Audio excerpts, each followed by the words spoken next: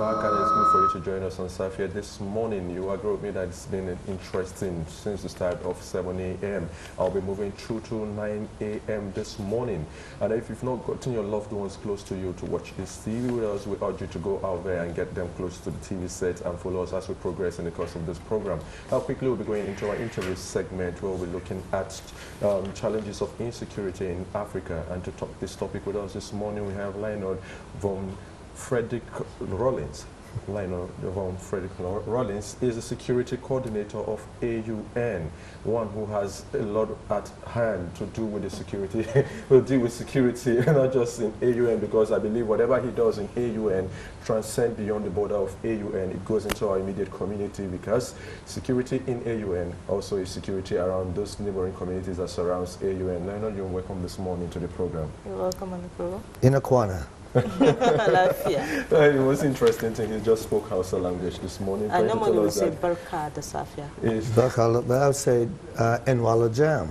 Nice, so that's flattered. You see, he's gotten something up here in the state. He's been able to learn a little of Hausa and also blending it with Fulani language. So wherever you find yourself, try to blend in and fit in with those you see around you, which is also security itself.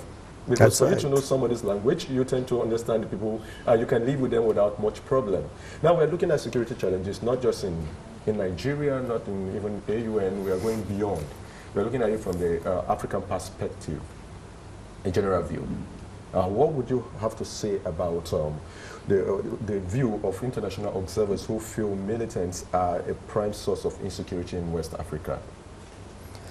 Well, it is a prime source of course, but the problem is most of the African countries are actually doing well economically.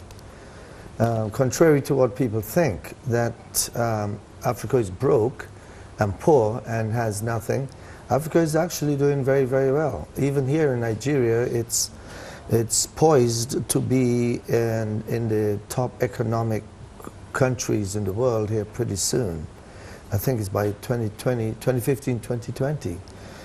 The problem is when you juxtapose the situation, when you put the wealth that people see that is being acquired by many, and the country is acquiring all that economic resources, but the majority of the people see nothing. And when the people out there see these kind of things happening, that's where you get crime, and that's where you get militancy and terrorism, because you give people a reason to fight for something. And so all throughout Africa, we are seeing this happening. Okay. Now, if we're seeing all this happening and we still have one huge lapses at hand, that is in maintaining international security, what would you have to talk about the porous nature of borders of nation states in Africa most especially? Well, that is a huge problem with the states, because they used to call them borderless states. But in fact, they do have borders, but we don't know where they are, and people can just walk across the borders all the time. It's like you can just walk from here into Cameroon and come back. A few weeks ago, some terrorists went into Cameroon and kidnapped some French citizens there who were actually holidaying or vacationing, whatever term you want to use, and kidnapped them and held them for ransom. And then they brought them into Nigeria from across Cameroon.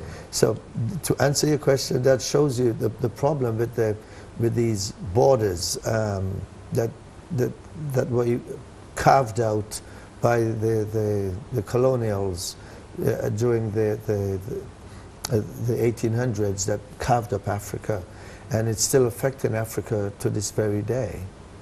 Let's try to look at it from the point of globalization.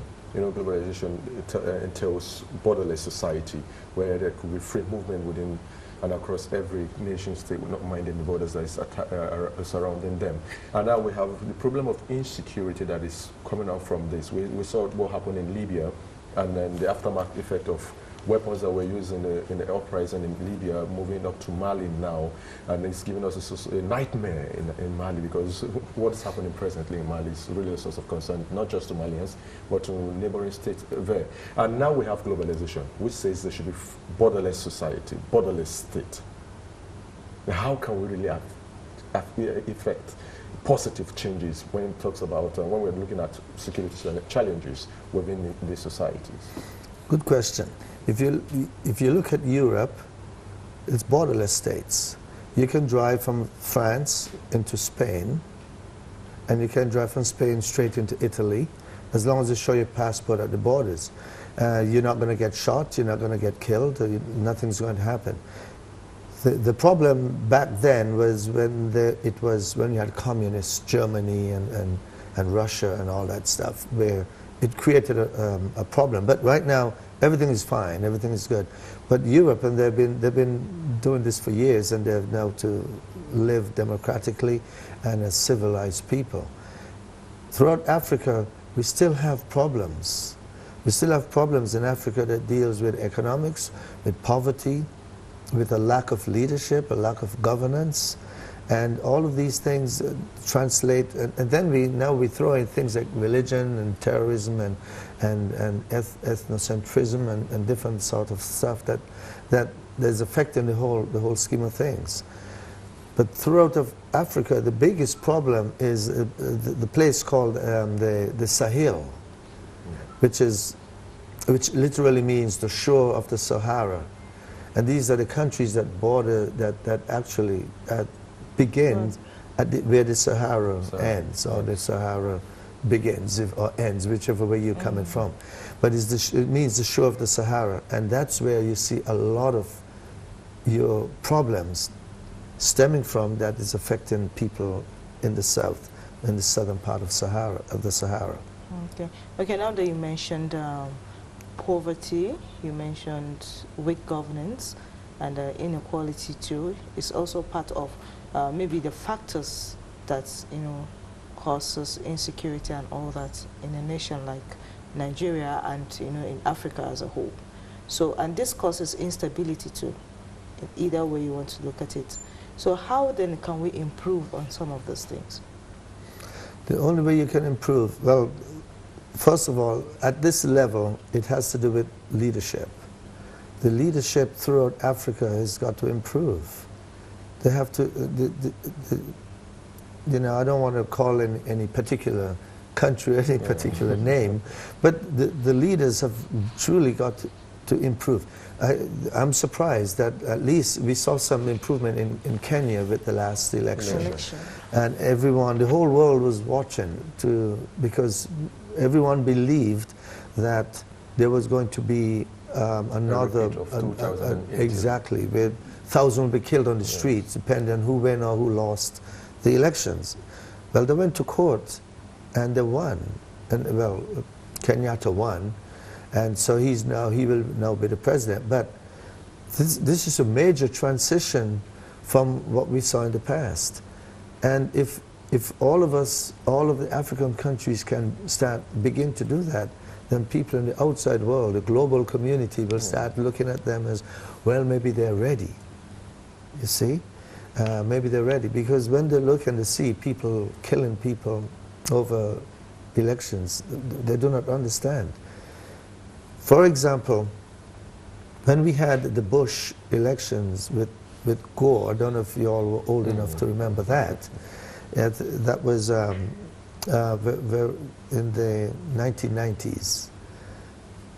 There was a problem with the counting of the ballots, and it put the election, the result, on hold for like 2 or 3 months. So for 2 or 3 months, we did not know who the president of the United States was. But no one went out and started killing people or stabbing people or burning homes. We went to work normally. People carried on, life went on. People still went to the beach, people still went to the movies, people partied. And then when the results came and they said that George Bush won, nobody killed anybody again. So these are the things that the rest of the world looks at and says, why can't we do it here in Africa? And This is a part of the insecurity. So leadership and governance. But the big part of that is corruption, which is a part of the governance. Yeah. You see, it's all intertwined. So it's not a piece here and a piece there. It's all a part of a big pot. A lack of leadership means there's a lack of governance. If there's a lack of governance, there's major corruption. If there's major corruption, then there's unprecedented crime. If there's that crime and corruption, then you get militancy.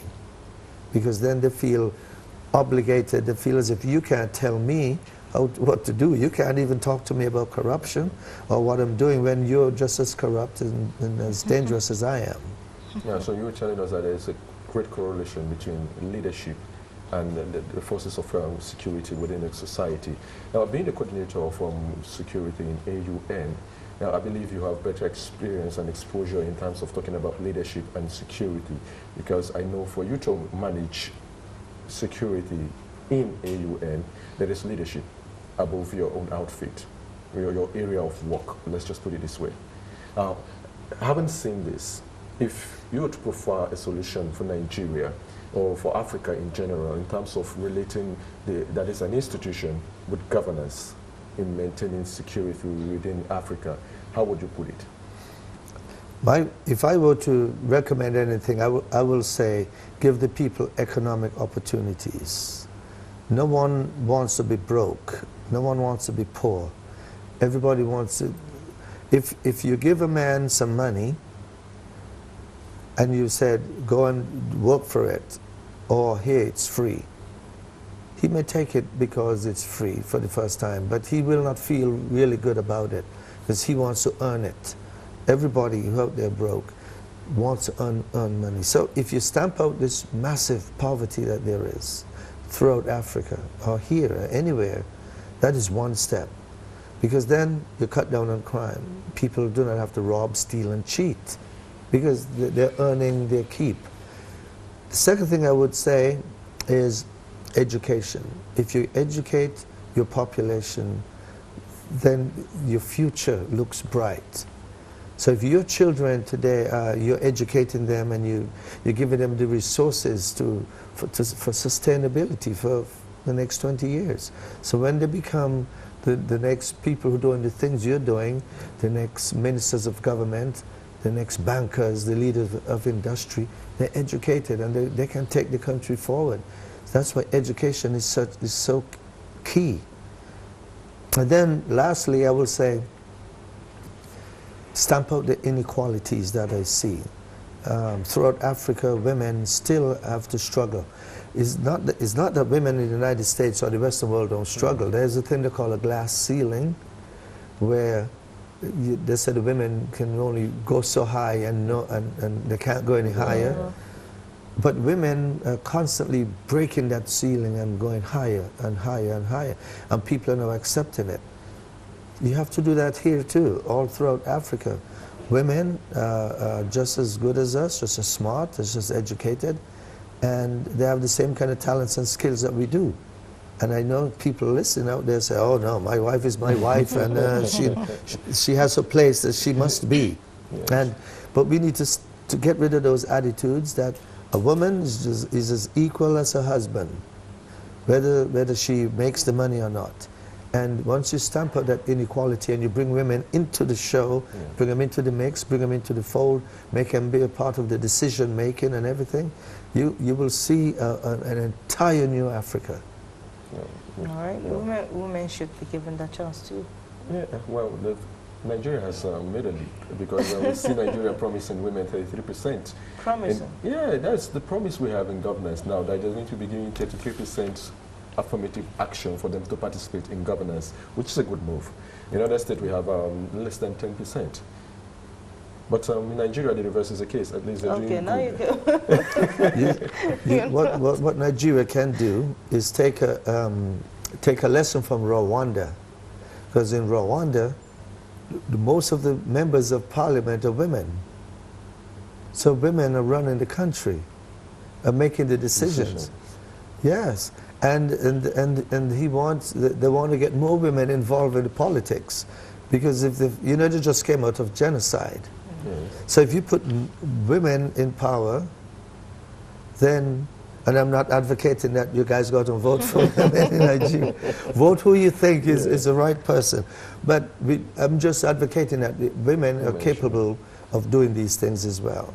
And in Rwanda, most of the women who are members of parliament have reshaped the country because they can see things from a different perspective as men do. And as a result of that, you probably will never see genocide there again because the women are in charge. All right, the women are in charge there. Okay, we go on a short break right now, and we have rather been talking about the challenges of insecurity in Africa. We still have our guest in the house, but we'll continue the discussion right after this break.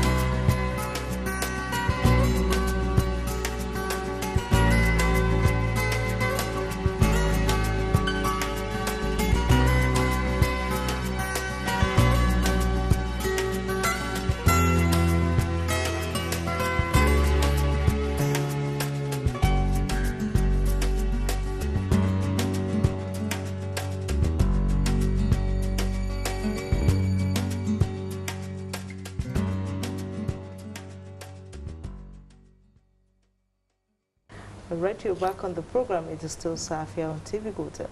And we have actually been talking about the challenges of insecurity in Africa, not really narrowing it down to Nigeria, because most African countries are also facing these challenges. And we've been talking with Dr. Leonard von Frederick Rawlins, who is a security coordinator here in the American University of Nigeria.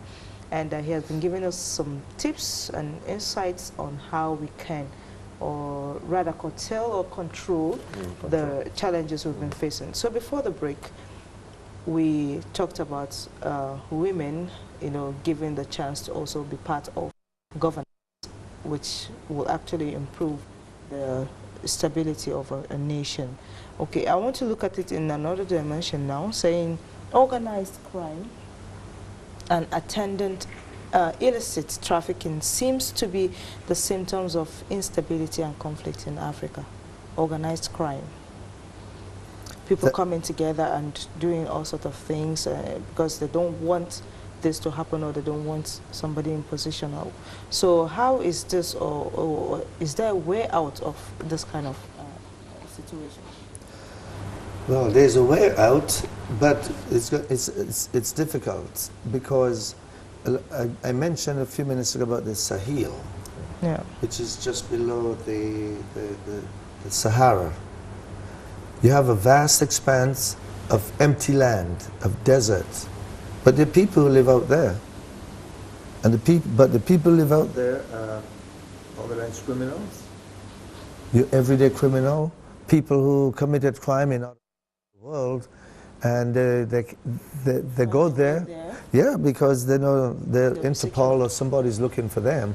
No one is going to go in the Sahara to find you. So you're very safe there. Then you have your terrorist groups and organizations that live there, and they trade there, and they do the training there. Remember, it's a vast expanse of nothing. So it's a good place for people to go to hide. The problem is, inside that vast expanse of area, you have, again, your organized criminals. And they go there to train, to plan, to do their stuff. They go into different parts of the world, or different parts of Africa, and then they end up right back there. But beside that, you have arms, the sale of arms. That's where the majority is taking place. All of this thing filters downstream to Nigeria, and then it goes all the way down to South Africa.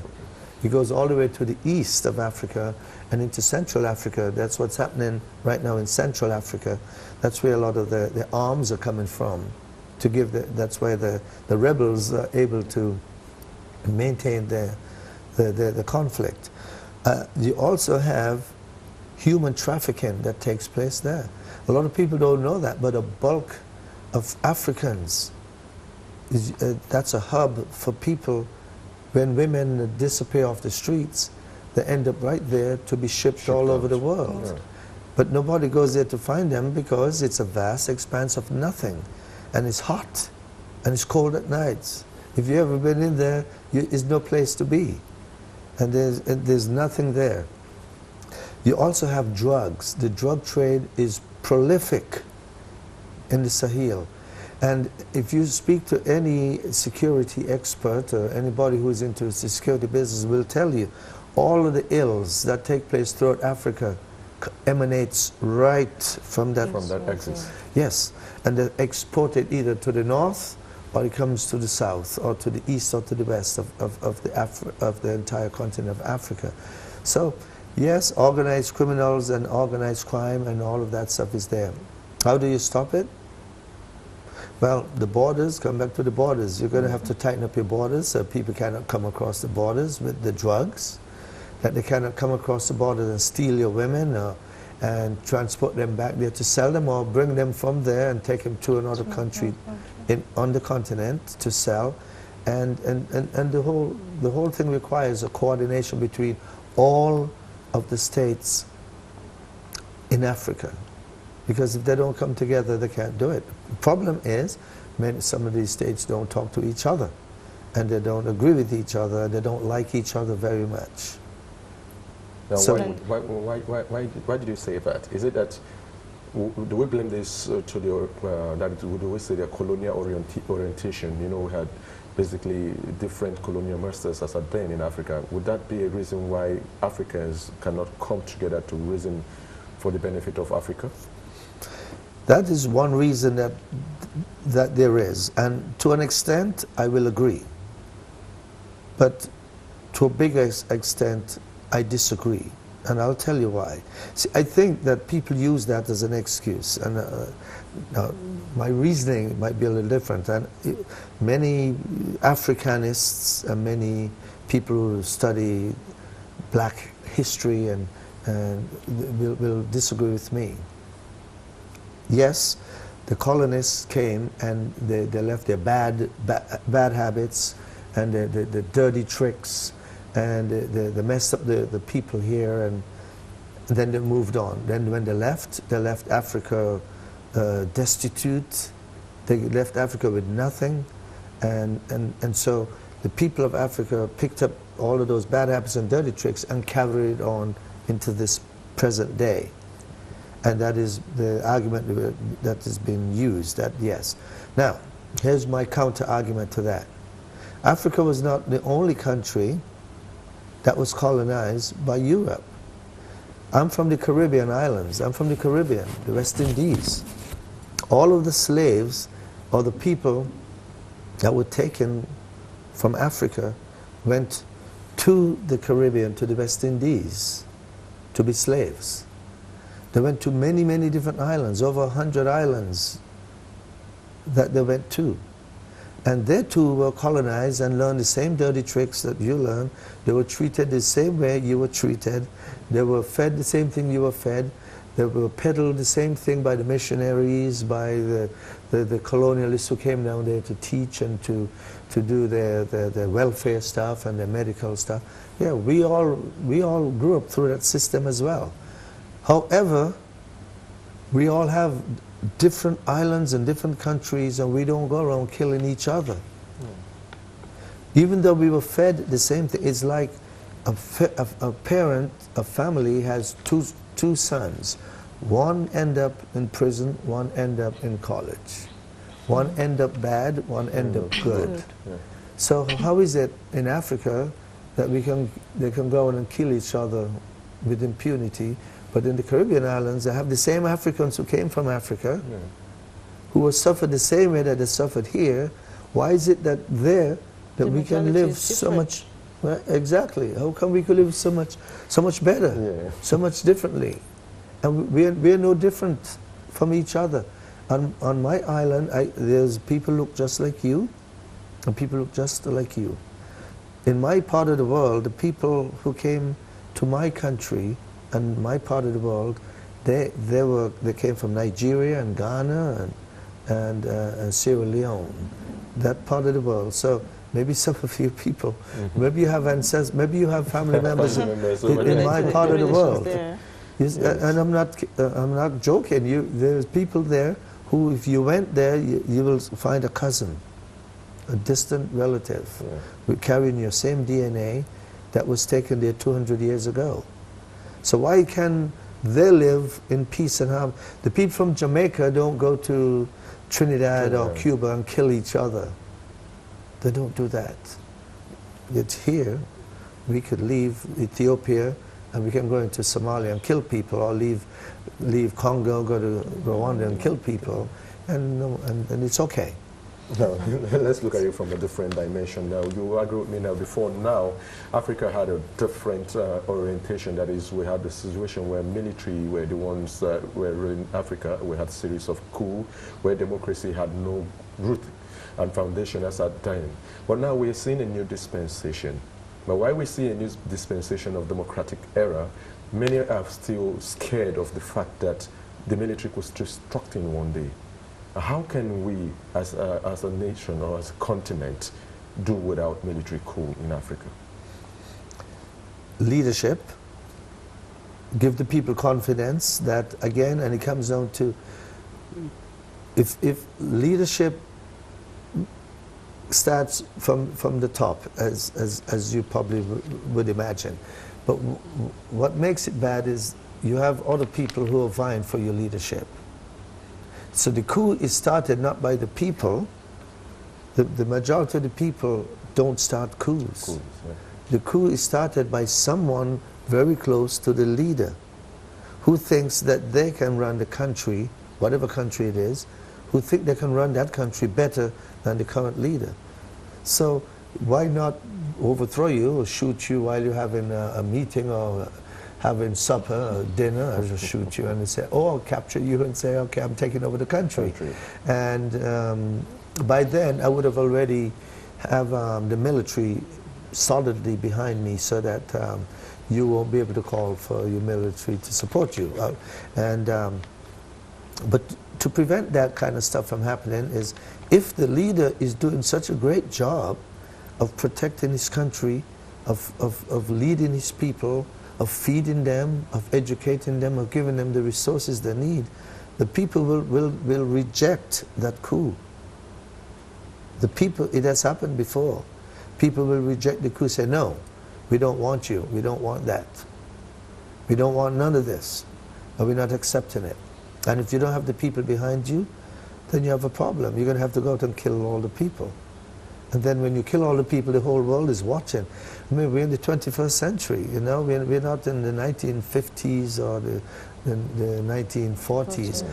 You start shooting a group of people out there in Yola, and satellites, global satellites will be capturing it. People will be capturing it and putting it on the newspaper. The whole world will be watching. And then we have the International Criminal Court will be coming after you, which places Kenyatta in a peculiar situation, because now he is the president. And now the International Criminal Court is going after him for war crimes that he allegedly committed. So can you imagine you leading a country and now you stand in trial for that? It's distracting. It prevents him from doing his work. It erodes the confidence of the people. And the rest of the world watches and say, let us wait before we invest. Now, if leadership is gotten right in Africa, could you say that it could lead to a stable, sustainable democracy in Africa? If the leadership is right and leadership is doing what it's supposed to do, yes. And because even as leaders, they're supposed to be able to deal with conflicts and problems that arise. A good leader will be able to handle that significantly so it does not become cancerous, or it doesn't become to the point that it escalates and starts civil unrest. Good leaders do that sort of stuff. Interesting.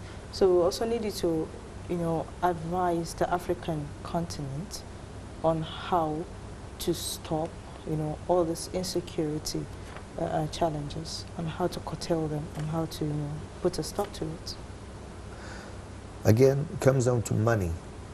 Give people the resources so that they can help themselves. Stop depending on the NGOs and all these people who come in. Because all of these people who come into Africa, they're not coming in here because they love Africa. They're coming here to take something out of Africa, whatever that may be. NGOs, they do something, but they're getting something back in return. They don't give something, they don't come and give without taking. They give and they take something. You don't know what it is they're taking, but they do know. We let the Chinese come in, in about 10 years, the entire continent is going to be ran and governed by the Chinese. The people in Africa need to take back your country from other people. You have enough smart, educated, well-trained people who are trained in the West. They can come here and run the show, take care of your country, take care of your people. You don't need somebody, some bature, as you call them, to come and tell you how to run your country. You can do it. But there's a lot of people out there who think that I want to go to Africa. First of all, people think that Africa is one country. Many people believe when they say Africa, they see one country. They don't realize there's a lot of countries on the continent. They have no idea. So they think that they're coming here to help these poor people. And they don't realize that there's a lot of people in Africa who have more money than they do. But they're coming here to help those poor people. So many of them have a misconception of what Africa is about, or what a particular African country is about. And they come here. So I am suggesting that Africans take over the country, take back the country, do the things that you need to do, like feed the people, clothe the people, give the people the resources they need, educate them, stamp out corruption, impose strict governance, and select your leaders based on their leadership abilities to lead, and fairness. Oh, by the way, you have to get rid of this ethnic tribalism that is also pervasive, because this is very destructive. And gender inequality. And gender inequality. Oh yeah, he doesn't like to hear that. I don't like him. I know he doesn't like it. That was why I brought it up, because he will never mention it. When you said that, I like the idea of painting Africans for them to just believe in themselves and then live like Africans who they truly are. You know, Ron said something, I love Africa. No, that is true. You got to make it so that, you know, the colonists made it so that we had to depend on them for everything. And that is why when, even after the country, all the countries got independence from here and from the Caribbean and elsewhere, they still had to depend on the mother country for everything. You were independent, but you still depended on them. You used the currency, you did this, we did that, we used the flags, we did. Now, like Nigeria, one of the most powerful countries in the world with the people, the education, the talent, the skills, the oil, the other natural resources. Man, you should be leading this world. All right, I think we'll have to take back the mantle of leadership, as you suggested. And put a woman in charge. Oh, back to that. All right, thank you very much, Mr. Leary, for coming on the show. It has rather been very, very educative. And I know Aaron had picked one or two things from that, you know, with the whole African mentality. Well, we'll wrap up this segment of the interview, and we'll be right back with the second segment, talking about the state of the nation. Just stay tuned after this break.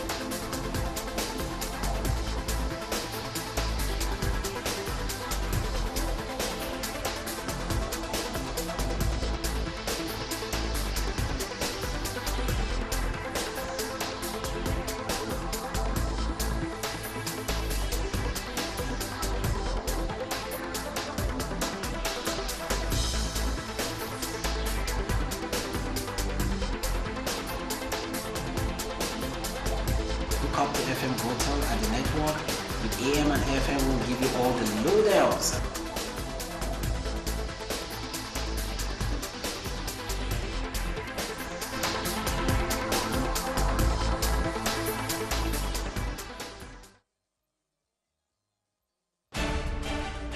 Following the recent security breach, The country's most excruciating fuels facility threat is opening from early September and continue to November, with 1 kilometer queue at many fuel stations.